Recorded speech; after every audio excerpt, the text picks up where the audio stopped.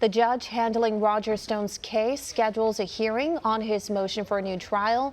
Earlier today, U.S. District Judge Amy Berman Jackson scheduled a closed-door hearing on Stone's request for Tuesday. This comes after Stone was scheduled to sentenced to 3 years and 4 months behind bars last week. However, the sentence is on hold from going into effect until the judge makes a final decision on his request.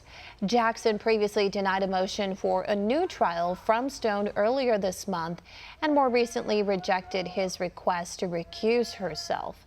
This all comes after alleged bias from the jury forewoman was exposed. One America's Jack Posobiec sat down with Milo Yiannopoulos for more on this case. Very excited to welcome back to One America News Milo Yiannopoulos, who in his new role as court reporter and legal author at this point. Is that right? I've come out of retirement to write a work of court reporting. That's right.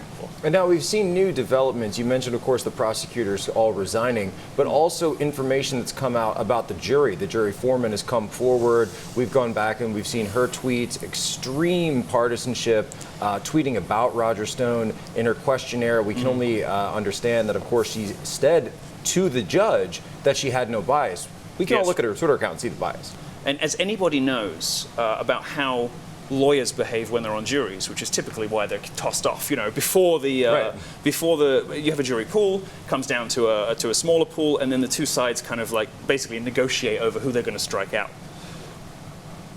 Some of the people who were in the original pool that the judge did not strike out were just astonishingly, like career Democrats.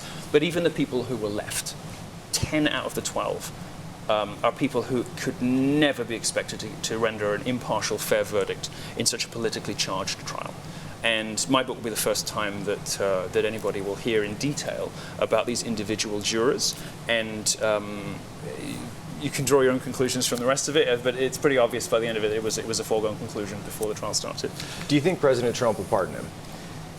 Who knows with this president? I mean, it's almost, he loves to goad, but unfortunately with Trump, he loves to goad his own people. I mean, just this week he's announced that he's pardoning somebody who served his sentence, ages ago. He keeps announcing, the whole world, Tucker Carlson on Fox, every network, everybody is saying, Donald Trump, are you going to pardon Roger Stone? And then this week he says, I haven't given it any thought, and pardons 2 other people. It's like he's taunting us or something. I don't understand why he wouldn't. He certainly hasn't waited for a second term to pardon other people. This is by far and away, clearly, the greatest injustice, legal injustice of his presidency. If Roger Stone serves a day in jail, I will be outside the White House with better off under Pence protest signs. I will be leading the charge for another impeachment process, because this would be the greatest failure of his presidency, would be allowing somebody who tweeted, I will never testify against Donald Trump, and who was punished for that loyalty, unlike a lot of the other people, including one who testified against Roger, Rick Gates, who is a proven liar. I mean, he's been found, he's a convicted liar. He's been found guilty of lying to the government, to everybody.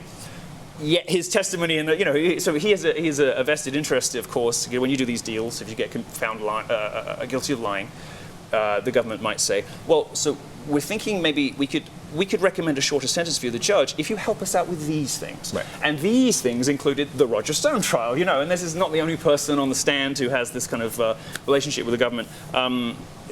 It's just extraordinary. Every little component of this trial, a foregone conclusion. They even went judge shopping to find just the right judge. When is the book out? March 1st. It will be available everywhere. It's available for pre-order now at stonetrial.com, or you can wait and get the audio from Amazon March 1st. The Trial of Roger Stone by Milo Yiannopoulos. Thank you very much. Thank you.